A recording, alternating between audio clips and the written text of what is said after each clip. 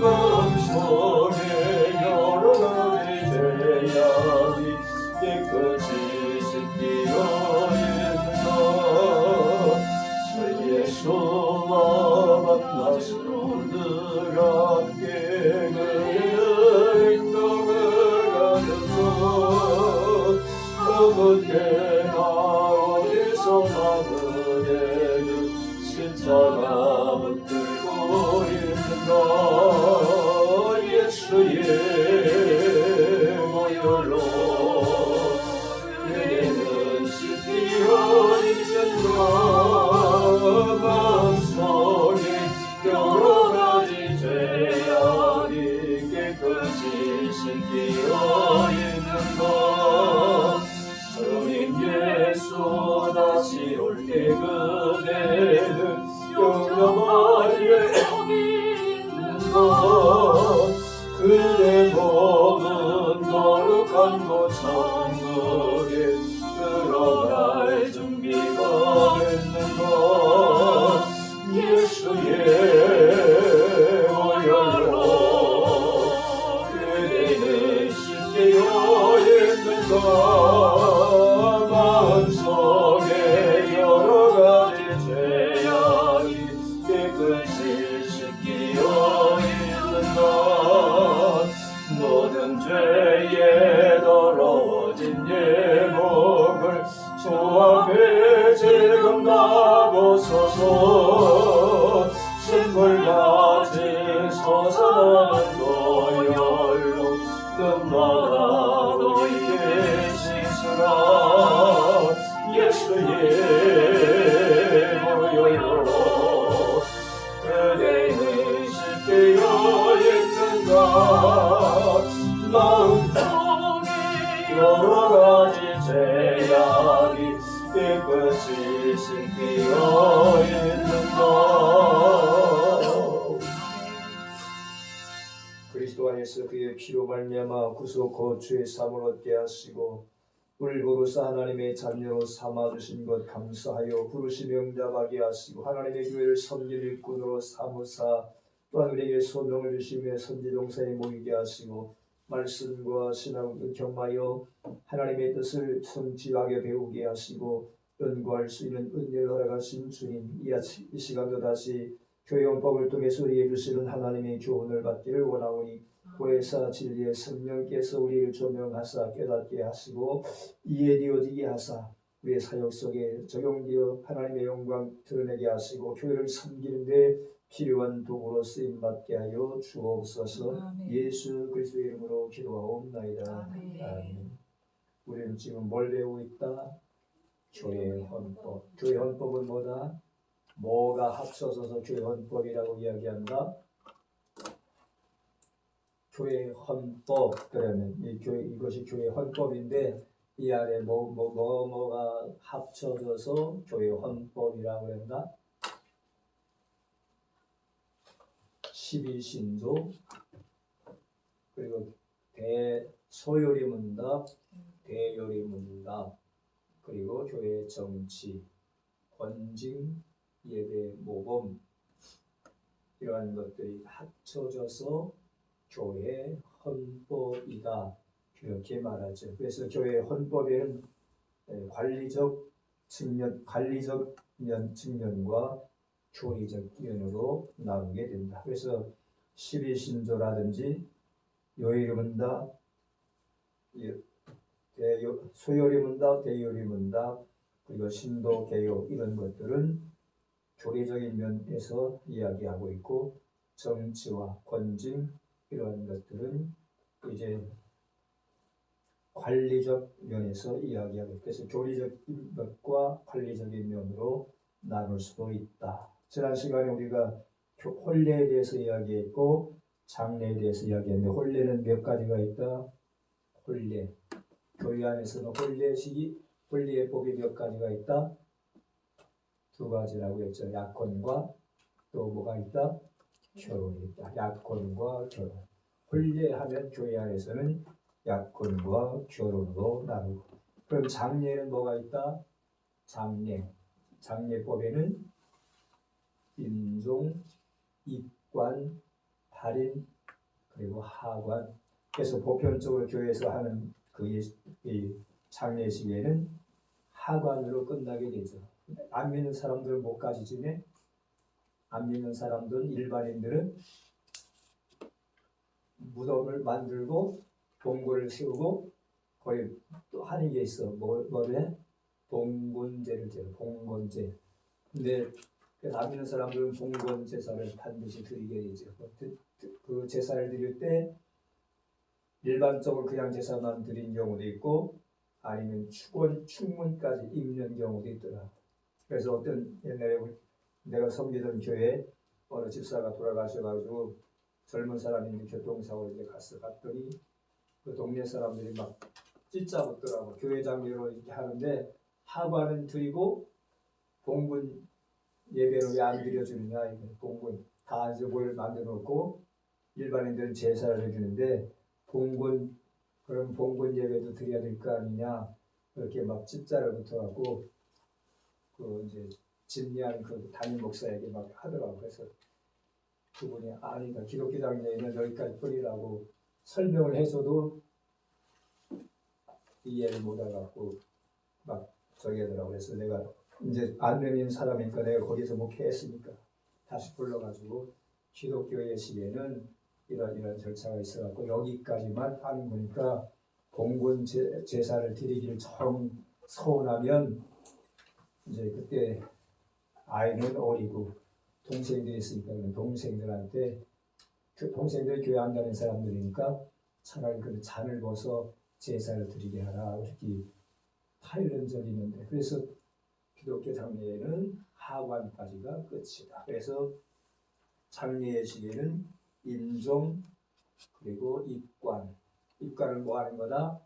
옷을 갈아입고 관에 모시고 하는 경우도 있고 아니면 입관 옷을 갈아입히기 전에 하는 경우도 있는데 요새는 거의 어디에 의탁해? 돌아가시면 장례식장으로 가고 장례식장에서 거의 어디에 의뢰해? 장례식장 가면 대부분 보편적으로 가정마다 들은 게 있잖아. 어디에 뭐에 들었다? 상조에 다 거의 가입하고 있잖아요. 상조에 가입 안 하셨어?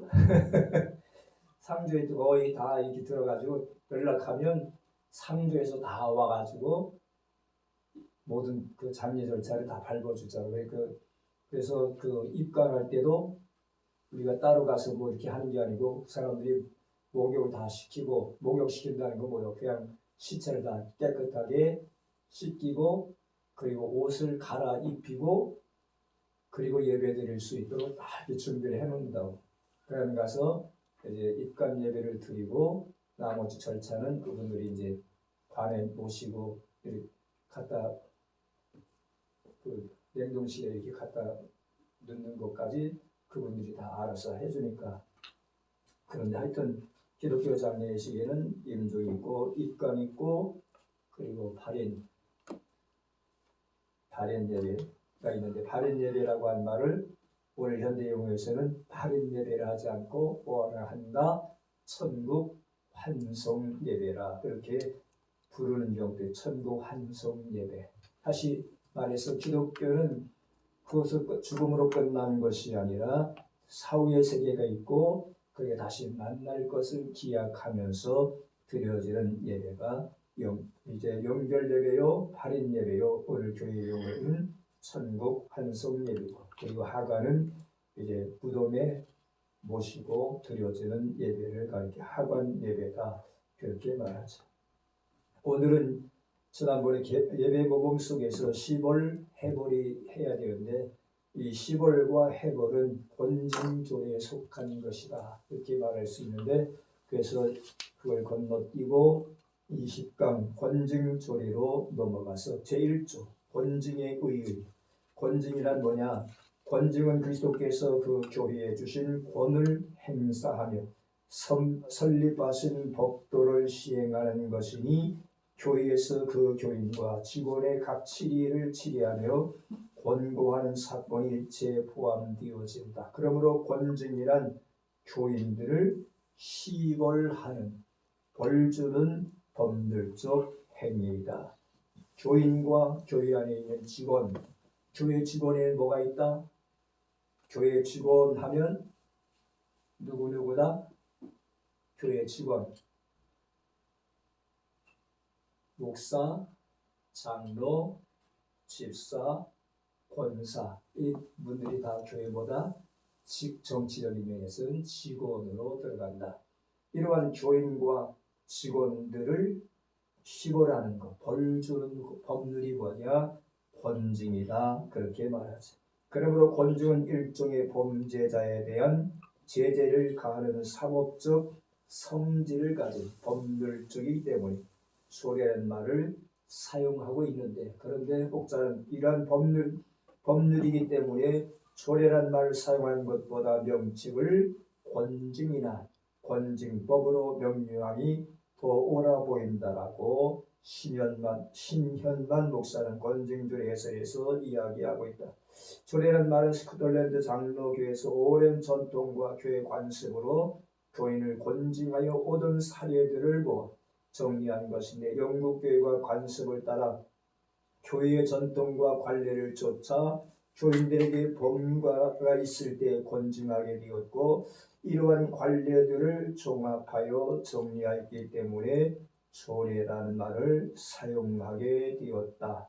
권징은 예수 그리스도께서 그 교회에 주신 권을 행사하며 그 선례하신 법도를 시행하는 것이다. 이렇게 말하지. 그래서 권징은 예수 그리스도께서 교회에 주신 권세를 행사하는 것입니다. 이렇게 말하죠. 권징은 예수 그리스도께서 그 교회에 주신 권을 행사하고 설립하신 법도를 시행하는 것인데, 그러므로 권징권은 예수 그리스도로부터 나오는 것이다. 교회 권징권은 누구로부터 나온다?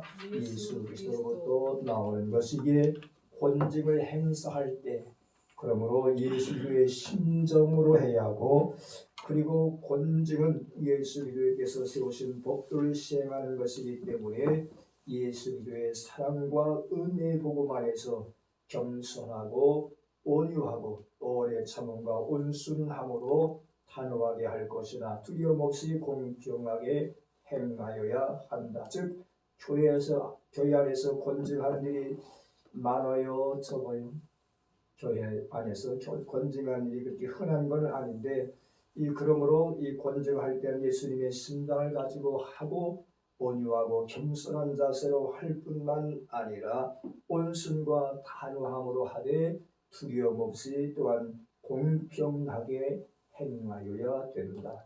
권징이란 권선징악의 준말로 본법을 권징조례라 하는 것은 그리스도의 권세로 교인과 직원 및 각 치리의 입업 행위를 시정하고 징계하는 것을 규정하는 법이며, 성도를 권고하여 덕을 세우며 신령한 유익을 얻게 하여 선한 자로 하여금 더욱 선하게 하려는 법이기 때문이다.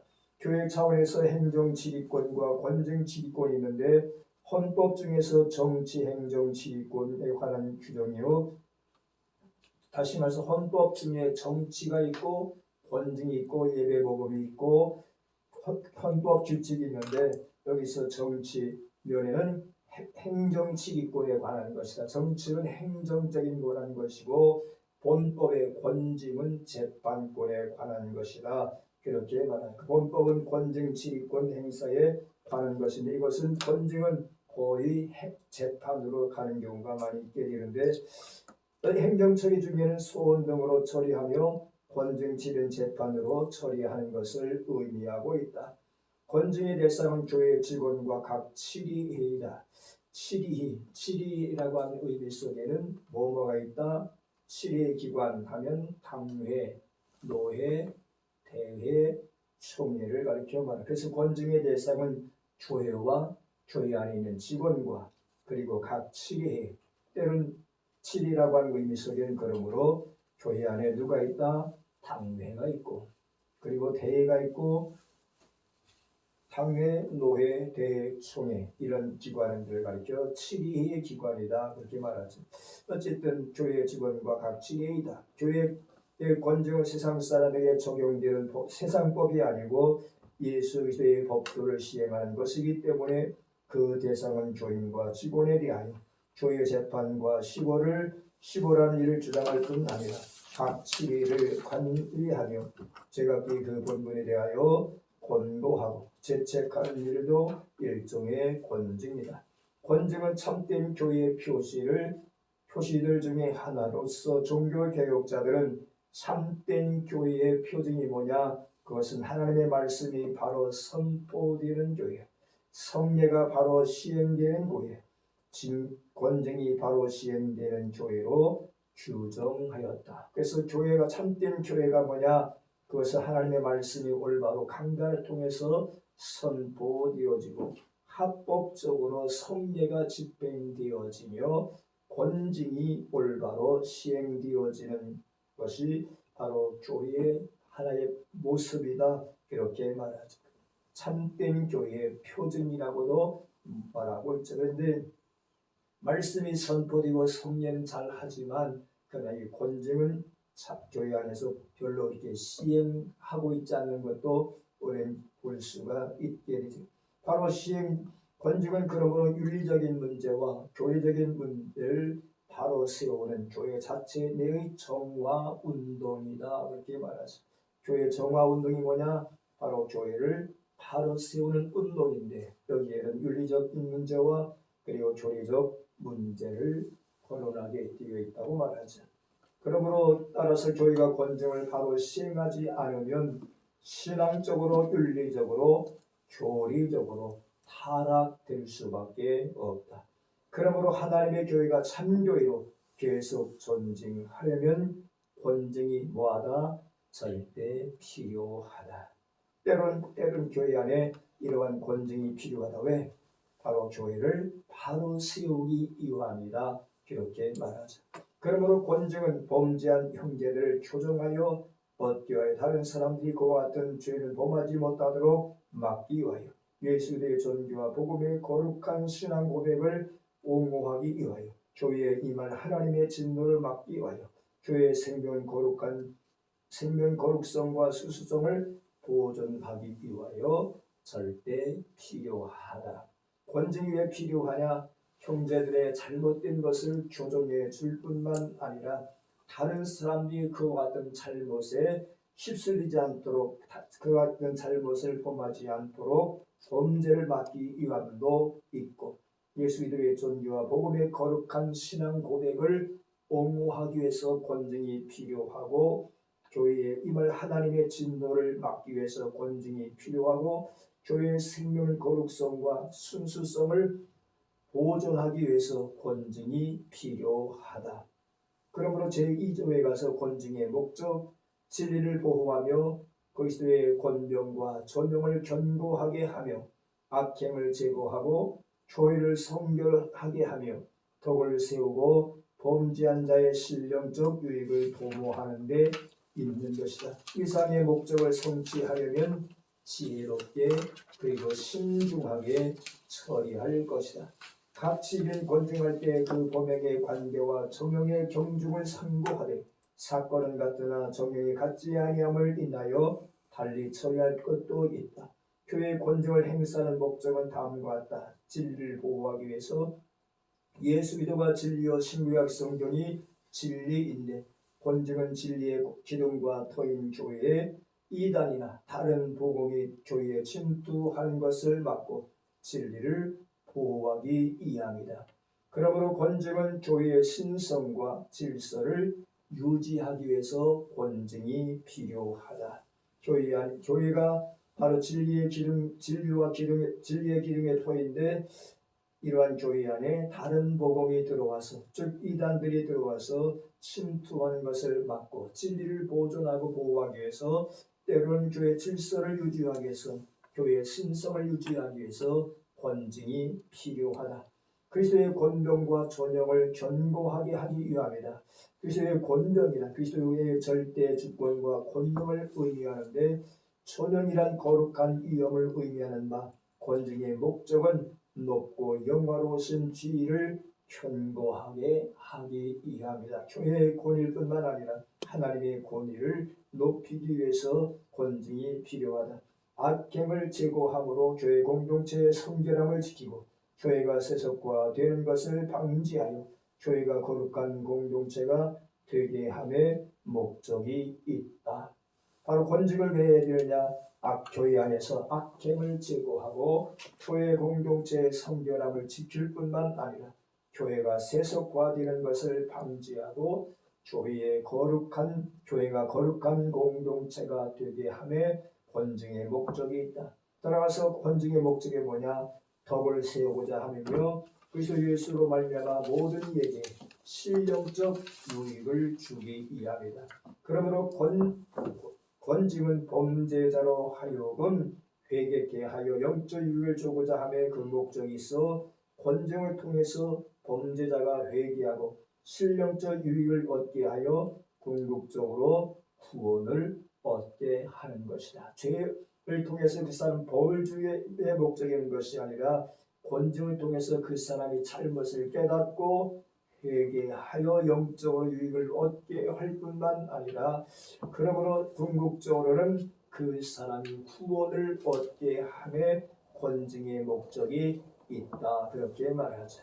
그래서 정치문답 212문에서 교회 권위를 행사하는 목적이 무엇인가 그렇게 질문을 던지고 그 답으로 권징의 목적은 진리를 보존하고 교회의 권위와 영예를 수호하는 것이며 죄악을 제거하고 교회의 순수성과 덕을 세운 데 있고 범죄자의 영적 유익을 위해서이다. 그렇게 말하죠.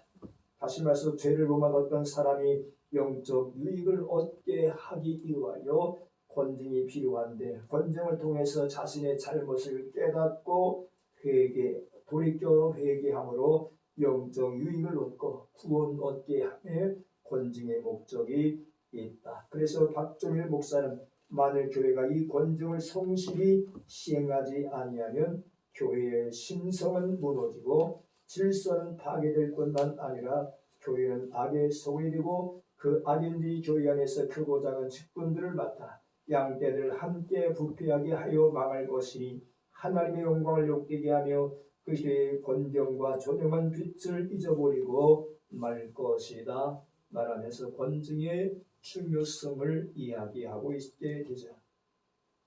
제3조에 가서 범죄, 교인과 직원 질의를 불문하고 교훈과 심술과 행위가 성경에 위반되는 것이나 혹 사정이 악하지 아니할지라도 다른 사람으로 범죄하게 할 것이나 덕을 세움에 방해가 되는 것 역시 범죄라 그렇게 말하죠.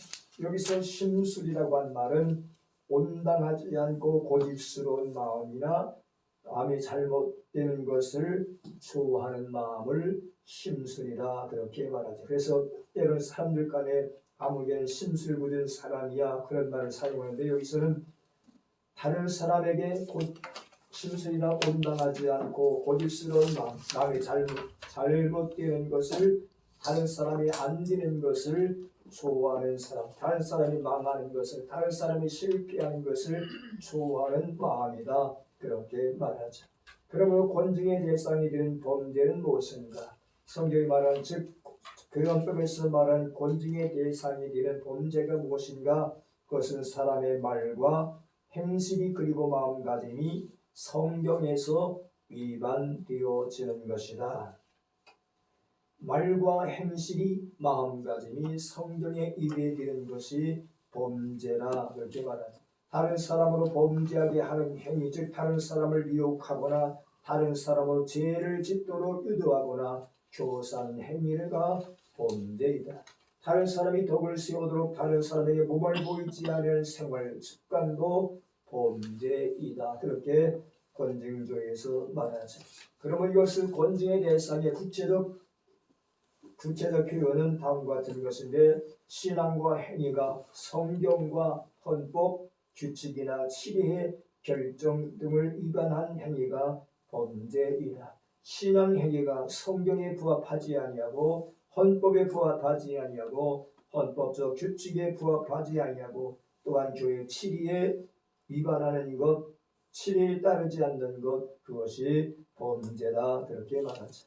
성경에 위배되는 범죄가 성립되려면 죄의 범죄 구성 요건은 단순히 오해나 지식의 부족함이 아니라 이단적 교훈을 주장하고 가르치며 그것이 성경 위반임을 인식하고 고의적으로 전파하여야 한다. 다시 말해서 성경에 위배되는 것을 알면서도, 헌법에 위배되는 것을 알면서도, 규칙에 위반되는 것을 알면서도 고의적으로 행하는 것, 이것을 가리켜 범죄라 그렇게 말하죠.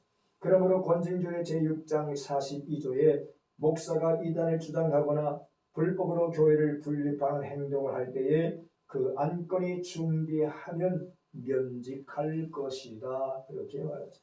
목사가 이단을 주장하나 교회에서 교리적인 면에서나 설계적인 면에서나 이단을 주장하거나 불법으로 교회를 분립하는 행동은 그래서 합법적인 분립이 아니라 불법적으로 교인들을 포섭해서 끌고 나가 교회를 분열시켜주는 사건들이 일어나는데, 이러한 불법 행동을 할 때는 안건이 중대하면 면직할 것이다.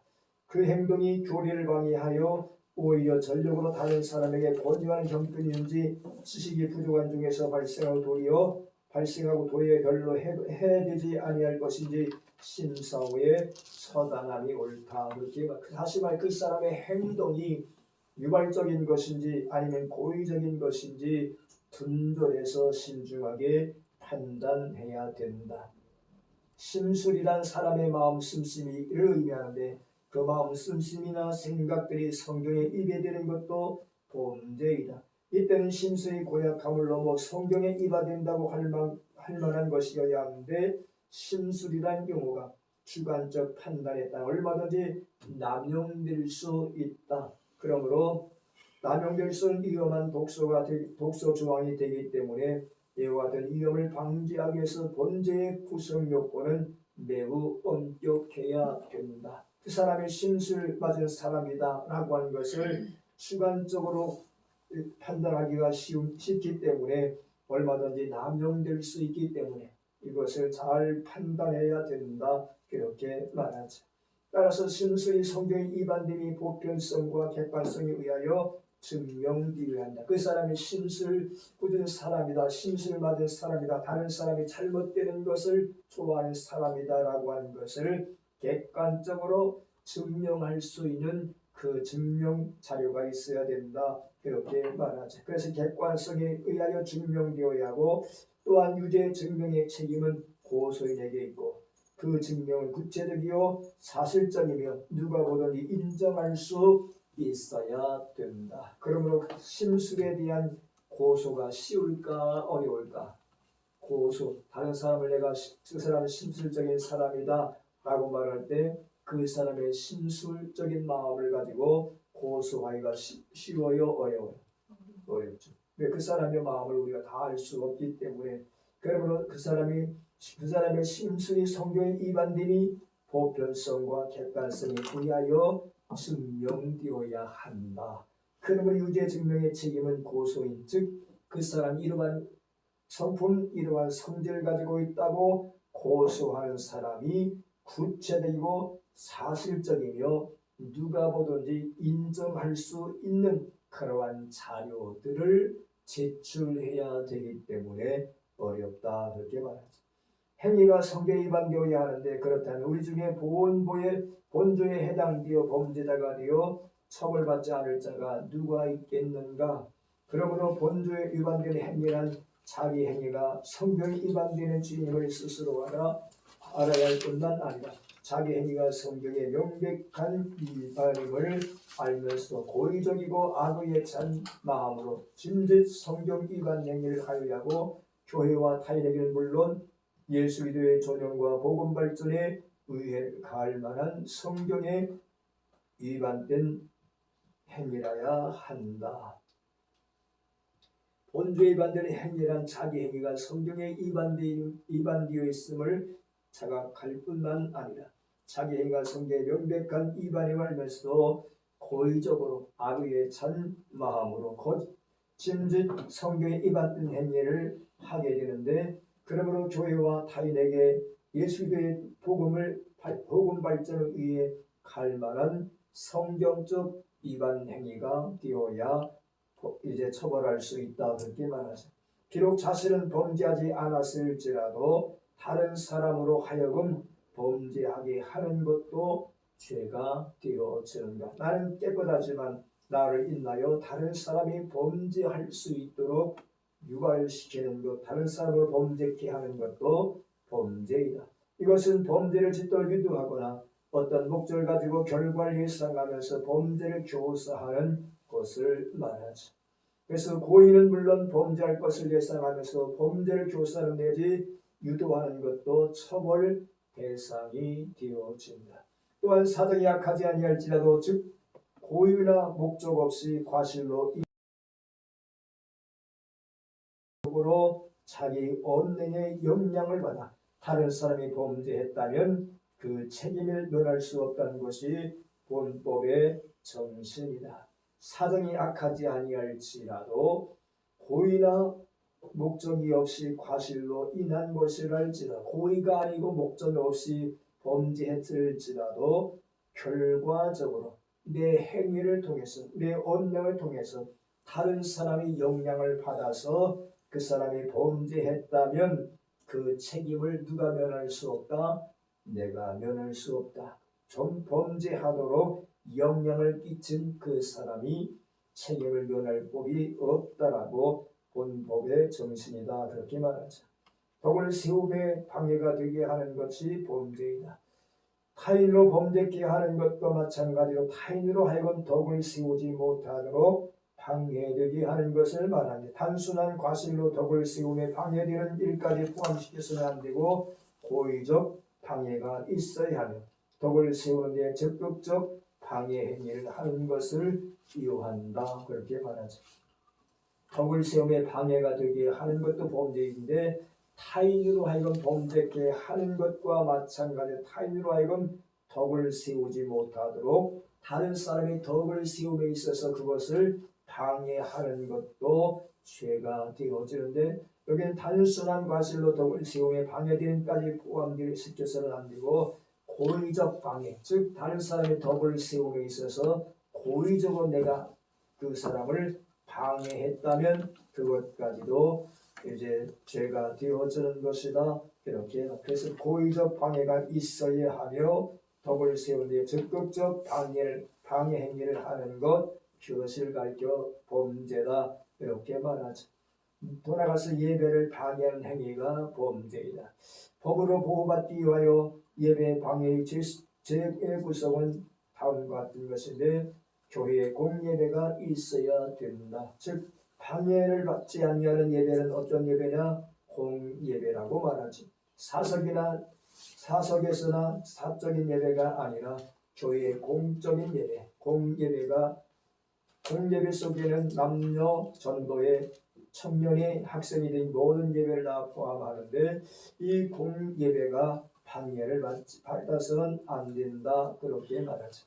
그러므로 헌법에서 받는 예배가 뭐냐? 공적인 예배인데 예컨대 가정예배에서 이제 예배를 드리고 있는데 누가 시끄럽다고 와서 문을 두드리며 소란을 피웠다고 해서 교회가 예배 방해죄로 고소할 수 없고 처리할 수 있는 것이 아니다. 다시 말해서 사적인 예배, 가정에서 예배를 드리는데 누가 시끄럽다고 와서 두드린다고 해서 소란을 피운다고 해서 예배 방해죄로 처리하는 것은 될 수 없고 오직 공적인 예배를 방해하는 것 그것만 처리할 수 있다 그렇게 말하죠.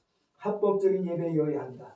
만일 교회가 인정하지 않는 예배이거나 교회 치기에 불복종하는 모임의 예배는 이제 본법의 보호 대상이 아니다. 합법적인 예배만이 헌법에서 보장할 수 있고 보호할 수 있는 것이고 이제 개별적인 예배, 다시 말해서 치기에 불복종하는 모임의 예배는 보호받을 수 없다. 예컨대 교회에 분란을 일으켜서 당위 허락 없이 몇몇 사람들이 다른 장소에서 자의적으로 별도의 예배를 드릴 때 그 자체가 정당한 예배로 인정할 수 없기 때문에 본법의 보호 대상이 될 수가 없다.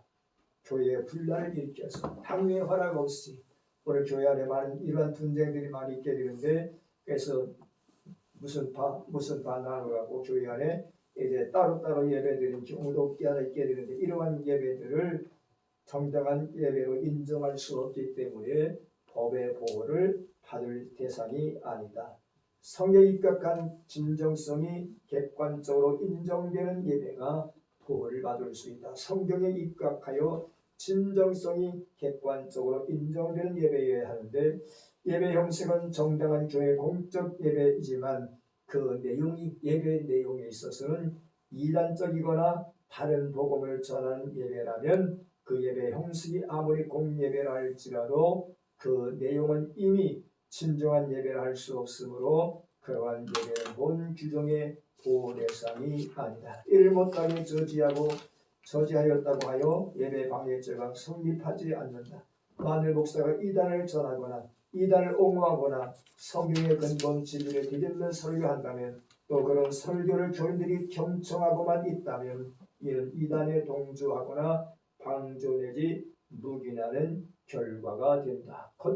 겉으로는 공적 예배인 것처럼 보이지만 그러나 그 공적 예배 속에서 설교하는 자가 이단 사설을 증거하거나 다시마 성경에서 입에 들어지는 설교를 하게 되어지면 이것도 잘못된 것이지만, 또한 그 설교를 묵인하고 들어주는 청중들도 그것에 방전해지 묵인하는 결과를 초래하게 되어지므로 이것도 보호받을 수 없다. 이런 경우 목사의 설교를 제지하였다고 해서 예배 방해죄가 성립되는 것은 아니다. 설교함에 있어서 잘못되었다고 지적하는 함으로 인나 예배를 소란스럽게 하고 예배를 방해했다 할지라도 죄가 될 수가 없는 것이다. 그렇게 말하지.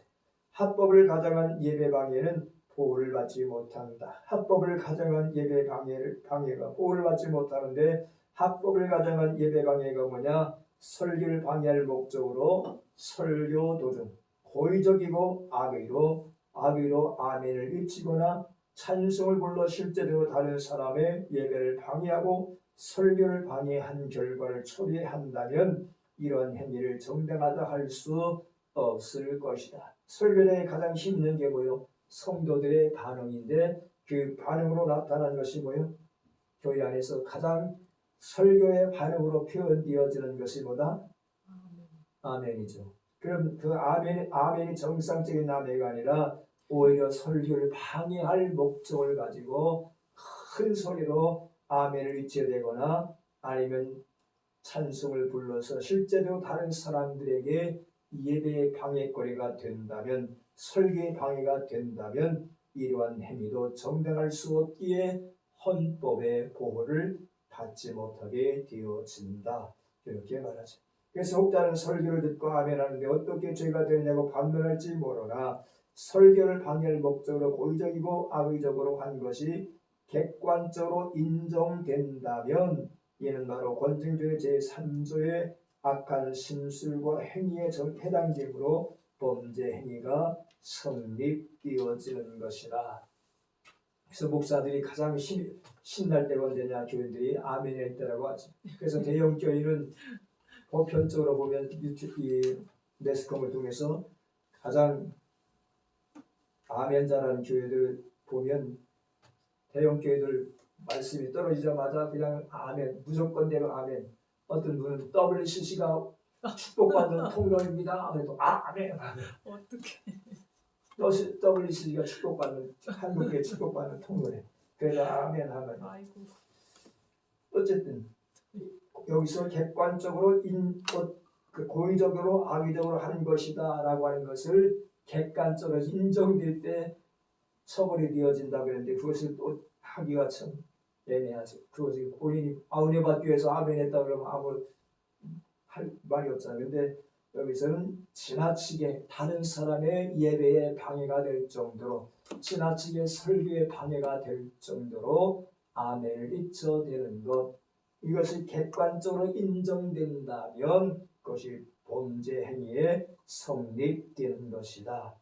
폭언, 폭행, 기물 파기 등 교인으로 타인에게 집단받을 만한 부도덕한 행위가 범죄이다.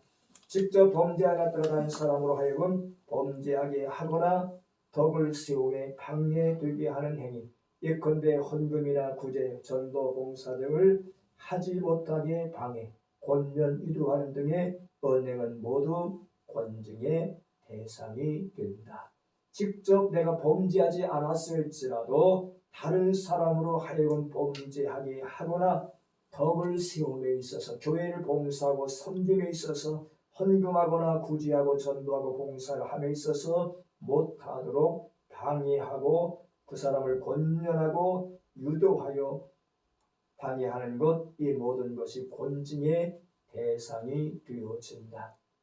교인의 의무를 이행하지 않는 행위도 권징의 대상인데, 그 교인의 의무를 이행하지 않는 것, 즉 다시 말해서 교인의 의무가 뭐냐? 헌법적 규칙 제2조의 교인의 의무를 보면 아래와 같다. 교인은 교회 정한 예배회와 기도회와 모든 교회 집회에 출석하여야 한다. 교인의 의무가 뭐다? 정규 예배에 출석해야 된다. 교회 정한 예배회와 기도회와 모든 교회 집회에 출석해야 된다. 그래서 혹자는 성도들이 주의를 지키지 않는 것은 교인이 아니라고까지 했어요. 교인의 의무는 뭐냐? 주의를 지킴에 있다. 그렇게 말하죠. 교인은 노력과 협력과 거룩한 교제로 교회 발전에 전력하며 사랑과 선행으로 하나님을 영광롭게 하여야 한다. 교인은 노력과 협력으로 거룩한 교회 발전에 전력하고 사랑과 선행으로 하나님을 영광롭게 해야 된다. 교인은 교회 경비와 사업비에 대하여 성신협조하며 자선과 전도 사업 모든 선한 일에 노력과 금전을 아끼지 않아야 한다. 성경 도를 힘써 배우고 전하며 성경 말씀대로 실행하기를 힘쓰며 예수의 정서를 우리 생활에서 나타내야 한다. 교회 직원으로 성리를 범하거나 미신행위나 음주, 흡연, 구타하는 등의 행위나 고의로 교회의 의무금을 드리지 않는 자는 징역을 면함이 당연하고 교인들은 의무를 이행하지 않는 자로 간주한다. 교회 직분자가 되었음에도 불구하고 미신적 행위를 하거나 성리를 주의를 범하거나 음주와 흡연을 하거나 구타하는 행동, 이러한 것들을 나타나게 되어지면, 그리고 교회에 의무 헌금을 드리지 아니하면 직임을, 그 직분을 해할 수 있다. 직분을 면책할 수 있다. 그렇게 말하죠. 그래서 직임을 면함이 당연하고 교인으로는 의무 이행을 하지 않는 자로 간주하게 되어진다. 교인은 진리를 보수하고 교회 법규를 잘 지키며 교회 헌법에 의지하여 지리함을 순히 순종하여야 한다. 교인의 의무가 뭐냐? 교회 질서를 유지하기 위해서 만들어놓은 교회의 규칙과 헌법, 교회 법규를 잘 지키고 따르고 순종함이 교인의 의무다. 그렇게 말하죠. 그래서 지리함을 순히 복종해야 된다. 이 모든 것은 결국 소요리 문답과 교회 정치 문답 조례, 권징 조례는 모두 신구약 성경을 어기는 것이요, 타인을 범죄하게 하거나 덕을 세움에 방해되게 하는 것도 죄라고 했는데, 이것은 부족한 순종에서 기인한 것으로 여겨지는 것이다. 이 모든 것을 불순종한다고 하는 것은 순종이 부족함에서 이 모든 것이 드러나게 되고 나타나게 되어진다. 그러므로 부족한 순종에서 기인하게 되어진다. 온전한 순종이 타인에게 범죄하게 하는 상황은 있을 수 없기 때문이다. 우리는 범죄라고 규정할 때 그 구성 요건을 깊이 살피게 하고, 그 구성 요건이 충족되었을지라도 그것은 보편 타당성과 객관성을 갖지 않으면 안 된다. 주관적인 판단은 금물이다. 모든 것에서는 주관적이고, 그리고 주관적이 아닌 객관적으로 모든 것을 신중하게 판단해서 처리해야 된다. 그러므로 누가 범죄했다는 말만 있고 소송한 원고가 없으면 혹 치리가 원고가 되어 기소할 수 있으나 매우 신중하지 않으면 안 되고, 재판을 하지 않는 것이 더욱 좋다. 그러므로 권징조의 제2장 7조에 누가 범죄했다는 말만 있고 소송하는 원고가 없으면 재판을 열 필요가 없고 단 권징할 필요가 있는 경우엔 지리가 원고로 기소할 수 있다라고 했다. 따라서 권징조의 제2장 8조에 혹시 범죄 사건이 준비할지라도 이상한 형편을 인하여 판결이 흑한 경우 차라리 하나님께서 공의의 방침으로 실정을 주시기까지 유한하는 것이 재판하다가 증거 부족으로 중도에 폐지하여 일반 권징의 효력을 손실한 것보다 낫다. 그렇게 말하죠. 여기서 무엇을 말하느냐? 권징조례에 의하면 어떤 형편이 있어서 어떤 판결함에 있어서 극한 경우에 차라리 그 사람의 어떤 범죄의 실증을 찾지 못하고 그저 막연하게 재판하지 말고 그 사람의 범죄 실증이 있으면 그것이 나타나도록 찾되 그렇지 못할 경우에 차라리 하나님께 맡기고 하나님께서 공의로 판단하시기를 맡기고 차라리 재판하지 말라. 오직 증거가 부족한 중에 재판하다가 도리어 증거 부족으로 재판이 멈추게 되어지고 그 재판이 멈추게 되어짐으로 권징의 효력을 상실하게 되어지는 것보다 오히려 낫다. 그렇게 말하죠. 그러므로 재판할 때는 교회에서 고소하거나 할 때는 신중하게 해야 되고 하게 되어지면 정확한 실제적 증거를 가지고 해야 되어진다. 이렇게 말하죠. 그래서 제4조에 가서 재판 안건에 대해서 이야기하는데 성경의 위반으로 준고할 만한 일이든지 성경에 의하여 제정한 교회의 규칙과 관례에 위반되는 일이든지 다른 권징조례로 금지할 일이 아니면 재판 안건이 되지 않는다. 재판 안건이 뭐냐? 뭘 기준으로 한다? 성경을 기준으로 한다. 이렇게 해서 그래서 성경의 위반으로 준거를 할 만한 일이든지 성경에 의하여 제정된 교회 규칙과 관례에 위반되는 일이든지 다른 권징조례로 금지할 일이 아니면 재판건이 되지 아니한다. 그러므로 재판 안건이라 하면 재판할 수 있는 사건을 말하는데 성경과 교회 규칙, 교회 관례 그리고 권징조례로 금지할 만한 일이 발생할 시 이 사실을 재판 안건이라 한다. 교회에서 재판으로 안건을 되어질 만한 것은 성경을 위반하거나 교회 규칙을 위반하거나 그와 관련된 관례들을 권징조례를 위반했을 때만 재판 안건이 성립되어지는데 그래서 성경에 의해서 제정된 교회 규칙과 교회 관례 위반이 다 범죄이지만 그렇다고 모든 범죄가 다 재판의 대상이 아니고 권징조례로 금지할 만한 일이 있어야 재판 사건이 된다 합니다. 그러나 재판 안건이라 할지라도 소송한 자가 없으면 재판하지 못된다. 그 사람이 성경을 위반했고 법규를 위반했고 규칙을 위반했다 할지라도 누군가가 그 사람을 상대로 해서 고소하는 자가 있어야 소송하는 자가 있어야 재판이 성립되어진다. 그러므로 재판 안건이라 할지라도 소송한 자가 없으면 재판하지 못한다. 그러면 권징조례로 금할 만한 사건을 주의한 사건들은 비록 성경을 어기거나 교회 법규를 어겨도 무방한 것이냐 하고 할 때 결코 그렇지는 않다. 그런 정도의 사건을 가지고는 재판 사건이 되지 않는다는 뜻이지 그것이 허물이 아니란 뜻은 아니다. 성경을 어기고 법규를 어기고 규칙을 어겼다 할지라도 그것이 죄가 아니라고 하는 것이 아니라 허물은 되지만 죄는 되지만 그러나 거기에 따라서 고소하고 소송하는 자가 있어야 재판이 성립되어지는 것이라 이렇게 말하죠.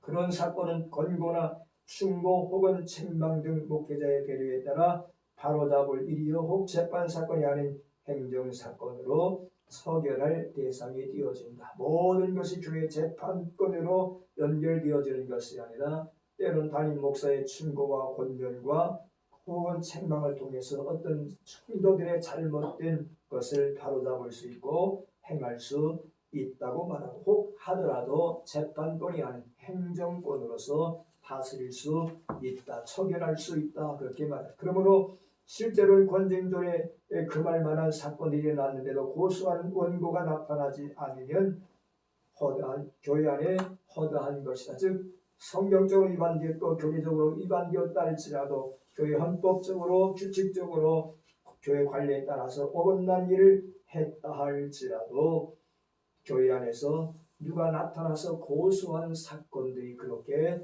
흔한 것이 아니다 그렇게 말하죠. 원고가 나타나서 그 사람을 고소하는 일이 그렇게 교회 안에서 허다한 것이 아니기 때문에 그러므로 누가 범죄했다는 말만 있고 고소하는 자가 없으면 재판권이 될 수가 없다.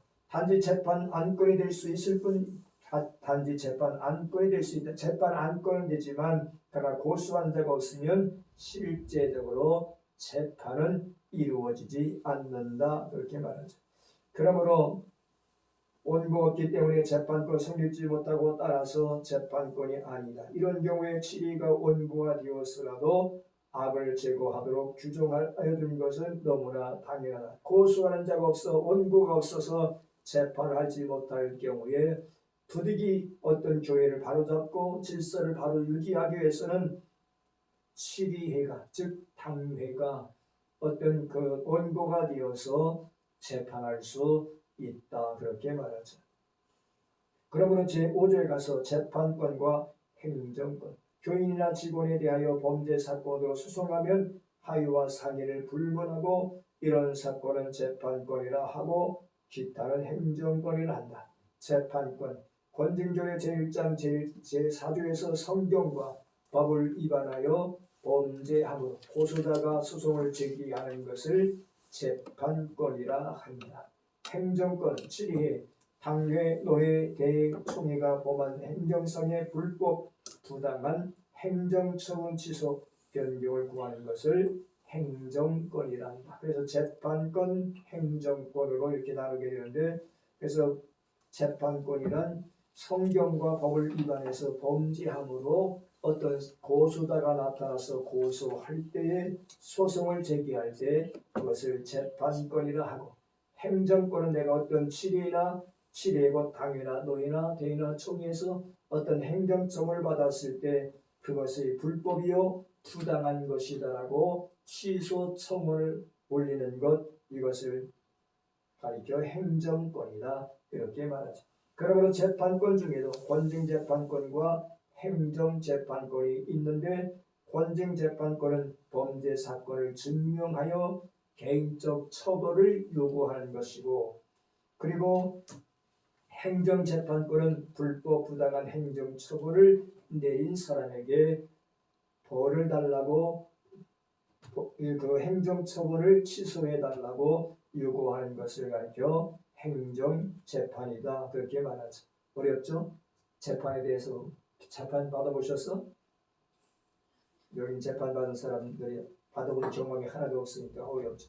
어쨌든 재판하는 것도 어려운 것보다 우리 노예도 때로는 재판국을 형성해가지고 노예는 재판국이 항상 상설되는 게 아니기 때문에 때로는 어떤 문제가 생기면 재판국을 설치하고 대부분 이제 목사에 대한 목회자들에 대한 재판을 하게 되더라고요. 옛날에 어떤 교단에서는 재판국장이 재판을 하고 다 끝나고 나서 문제가 생겼어요. 뭔 문제가 생기느냐?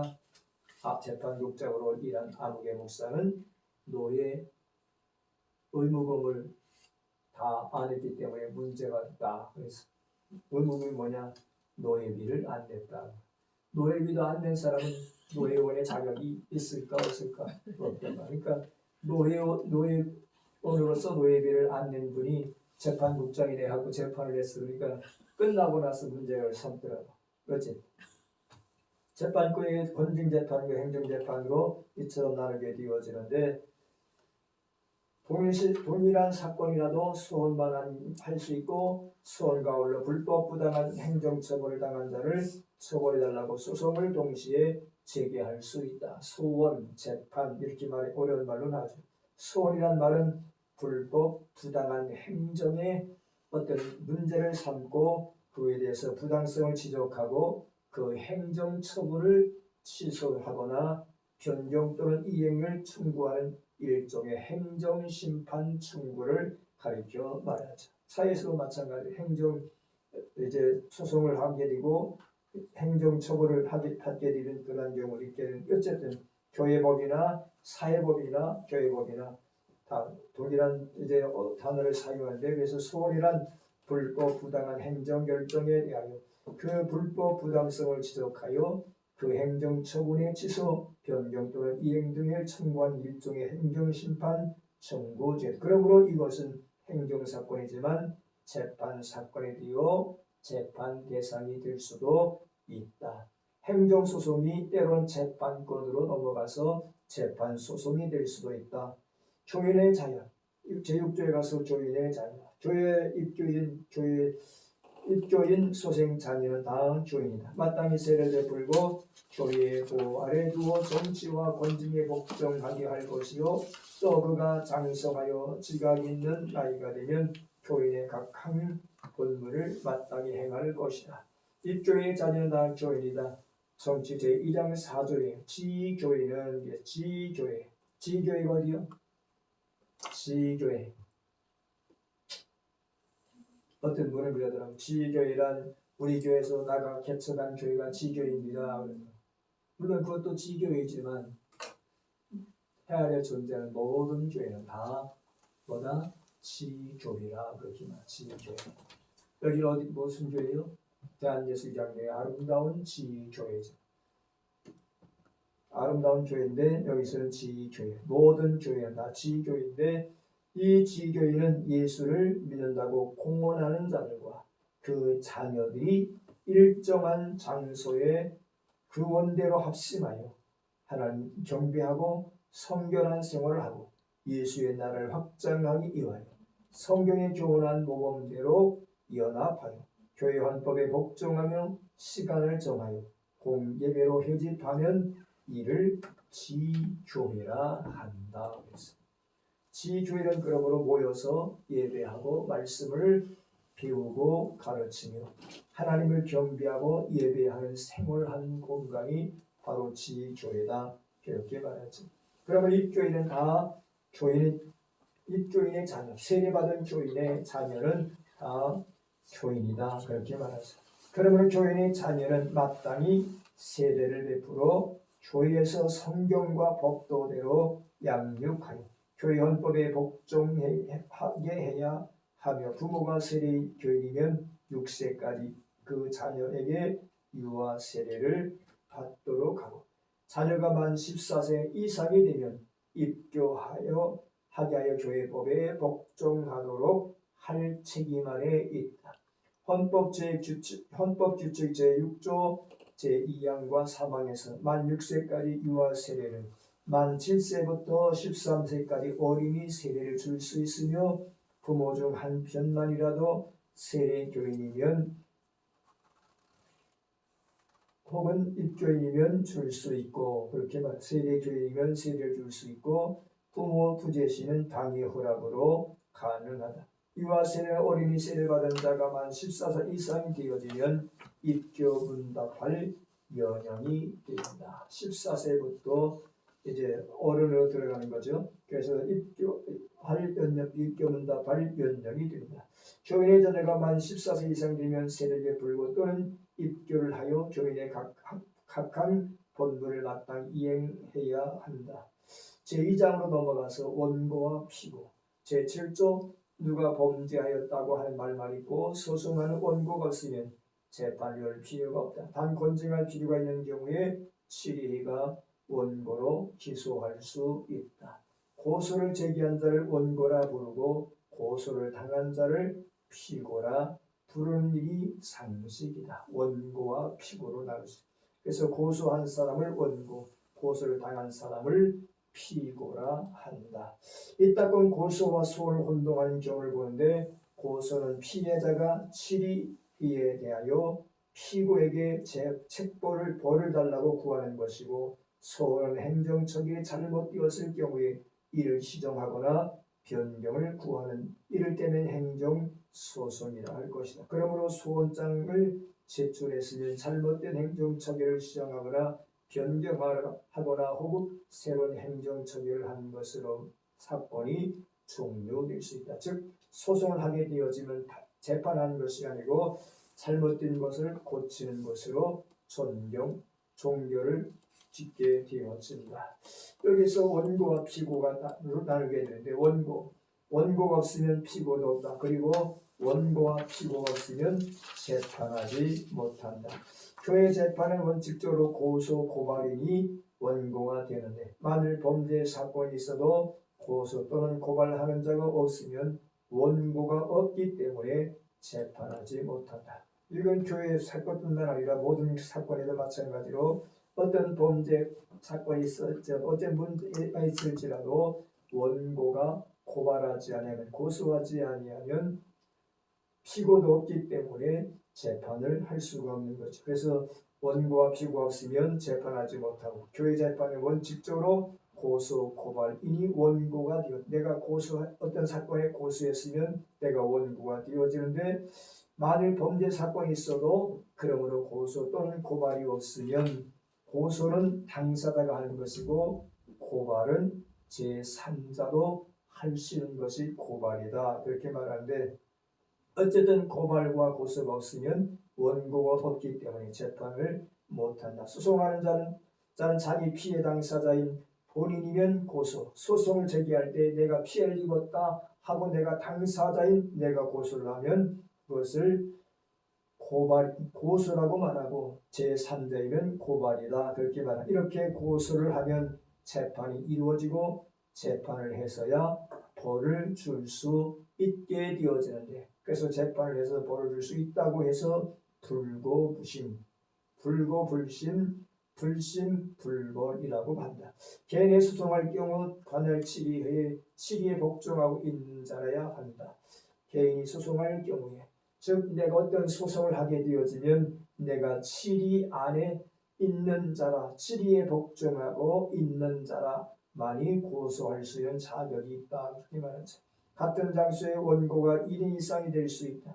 권징조의 제3장 18조에 손해를 당한 사건의 피해자 측의 개인 혹은 두 사람 이상이 직접 고소하고자 하면 그 서장과 마태복음 18장 15절 17절에 기록한 주님의 교훈대로 행하여 보았다는 진술서까지 제출할 것이다 라고 말한다. 그러므로 7위의 회원이 아니거나 불복하고 있는 자의 고소는 받을 필요가 없고 이런 사람은 원고가 될 수 없다.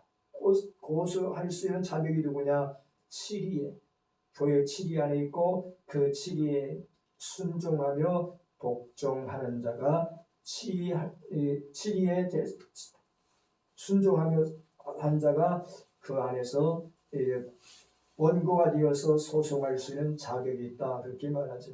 그리고 돌아가서 이 원고가 되는 사람은 마태복음 18장 15절 17절의 말씀 주님의 교훈대로 실행해 보고 그것까지 진술해야 할 의무가 있다. 그렇게 말하죠. 그러므로 그 7의 회원이 아니거나 불복하는 자가 고소를 받는 경우는 있을 수 없고 마태복음 18장 15절 17절 주의 교훈을 이행한 자라야 원고가 될 수 있다. 그래서 권징조의 제2장 제9조에 누가 다른 사람에게 피해되었다 하여 소송할 때에는 7위는 그 원고로 하여금 마태복음 18장 15절 17절에 있는 주님의 교훈에 의하여 먼저 피고인과 화목하게 하여 볼 동안에는 재판을 열지 말 것이다. 그럼 마태복음 18장 15절 17절의 말씀이 무엇인가? 그 밑에 시작. 내 형제가 내 죄를 범하거든 가서 너와 그 사람과만 상대하여 권고하라. 만일 들으면 네가 그 내 형제를 얻은 것이요 만일 듣지 않거든 한두 사람을 데리고 가서 두세 증인의 입으로 날마다 확증하게 하라. 만일 그들의 말도 듣지 않거든 교회에 말하고. 그래서 먼저 원고가 어떤 상대를 당해서 고소를 하게 되어지면 소송을 하게 되어지면 소송하기 전에 이 주님의 교훈대로 먼저 했는가 라고 한 진술서까지 거기에 고소장에 소송장에 첨부하라 그렇게 말하죠. 네 형제가 죄를 범하거든 가서 너와 그 사람만 1대1의 관계 속에서 먼저 권고를 하고 합의를 보고 그리고 듣지 아니하면 그 사람이 네 말을 들어서 돌이키면 네 형제를 얻는 것이고, 듣지 아니하면 한두 사람을 더 데리고 가서 그들을 증인으로 삼고 이제 피고의 말을 듣게 하고, 그리고 그들의 말도 듣지 아니하면 그때 가서 교회에 말하라. 교회에 말하는 말은 소송하라, 그렇게 말하죠. 그래서 피해자나 친해가 아닌 제3자라도 원고가 될 수 있다. 즉 본인이 피해 당사자가 아니랄지라도, 시희가 아니랄지라도 제3자가 그러므로 원고가 될 수 있다. 권징조의 제2장 10조의 치리가 직접 기소할 때에도 전조를 준용할 것이나 시희나 피해자 위에 제3자가 고소할 때에는 치리는 쌍방으로 정령에 화해하게 하고 가급적 재판하는 데 이르지 않게 하는 것이 옳다. 물론 제3자랄지라도 그 치리에 소속해버리라. 교인 혹은 직원이 고소하고자 하면 반드시 마태복음 18장 15절 이하의 주님의 교훈에 의하여 피고인과 화목을 도모해 본 후에야 고소장을 제출할 수 있고, 그렇지 않은 한 재판을 열지 않으면 물론이고 고소장을 접수하지도 않는다. 그래서 교회 안에 있는 모든 것은 다 먼저 누구와 원고와 피고와 원고가 서로 화해하도록 유도하게 되어지는데, 그래서 쌍방이 조용히 먼저 화해를 하고 화해가 안 될 경우에 소송을 제기하라, 그렇게 말하죠. 그래서 교인 혹은 개인이 직원이 고소하고자 하면 반드시 마태복음 18장 15절 17절의 말씀, 주님의 교훈의 말씀을 피고인과 더불어 화목하도록 유도하고 고소장을 제출하도록 하라. 화목이 되지 아니할 때, 화해가 되지 아니할 때 소송을 제기할 수밖에 없을 때 그때 가서 하도록 하라. 그러므로 원고는 고소장과 재정 설명서뿐만 아니라 마태복음 18장 15절 이하의 말씀을 이행하였다고 하는 진술서를 첨부해야 된다, 그렇게 말하죠. 먼저 화해하고 화해가 안 될 경우에 소송할 때는 그 고소장과 더불어 그 사람이 이러이러한 잘못을 범했다고 하는 죄에 대한 설명, 재증명을 할 뿐만 아니라 내가 그 사람과 가서 권면했지만 합의를 보려고 했지만 듣지 아니했다라고 한 말을 대한 것을 구체적으로 진술하여 첨부하고 그리고 고소장을 접수해야 된다, 그렇게 말하죠. 그래서 이것을 그 진술서를 첨부하여 접수하지 아니하면 고소장 자체를 접수할 수 없다, 그렇게 말하죠.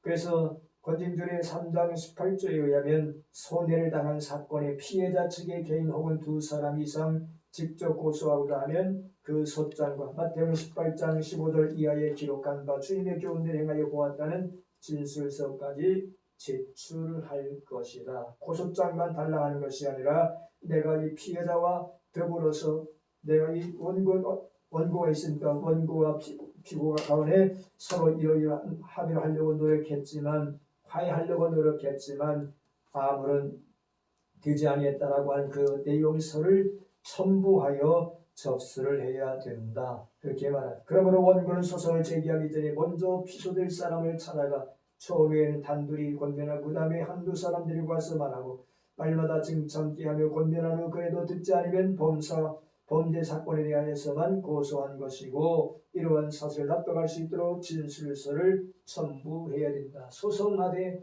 그 사람에 대한 어떤 여러 가지 제목이 있다 할지라도 다 제목을 고소하는 것이 아니라 나와 관계에 끼워진 한 가지 사건만 소송을 해야 된다, 이렇게 말하죠.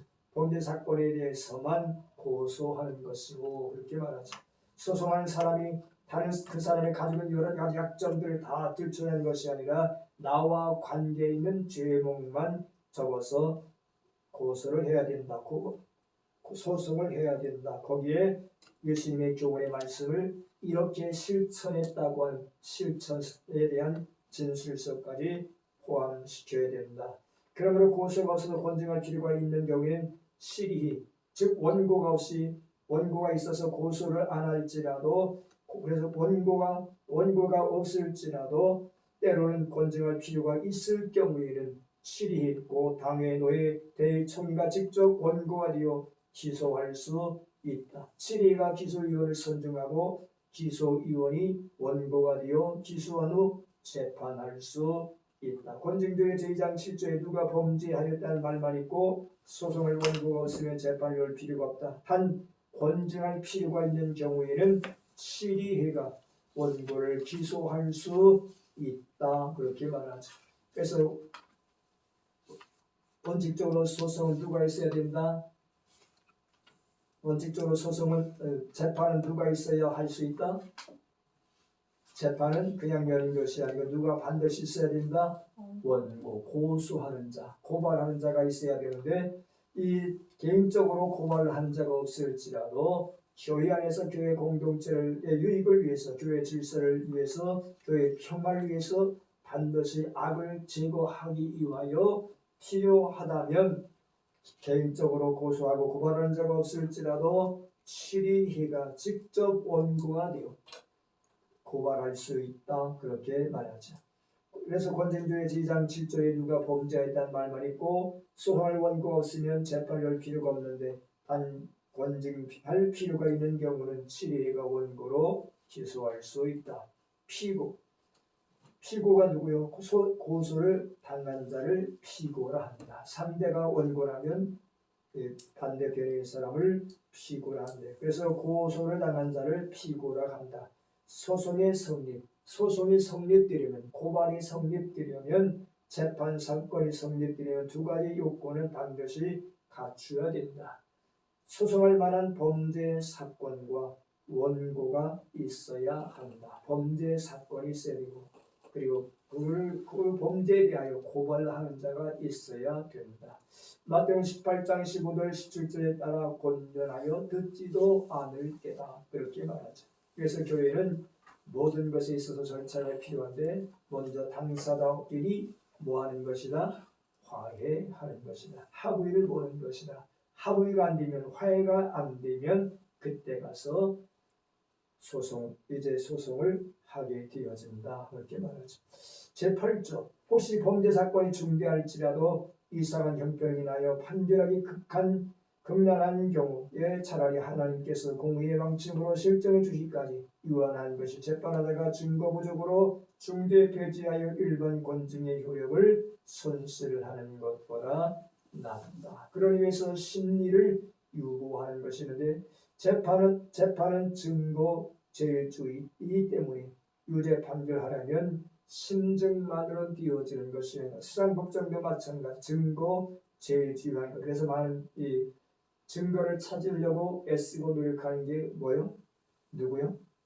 범죄 사건 속에서, 형사 사건 속에서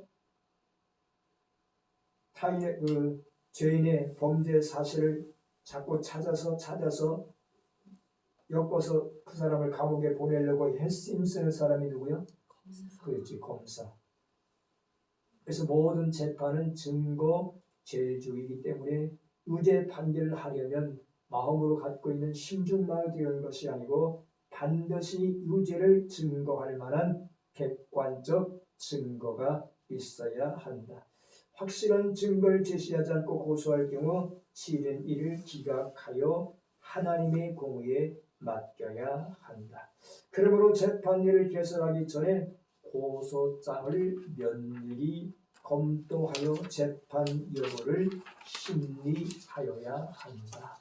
아무리 고소장이 접수되었다 할지라도 거기에 대한 것을 면밀하게 재판할 사람들이, 재판위원들이 검토하고 또 검토해서 심리를 해야 된다. 이렇게 말합니다. 여기까지 하고 싶습니다.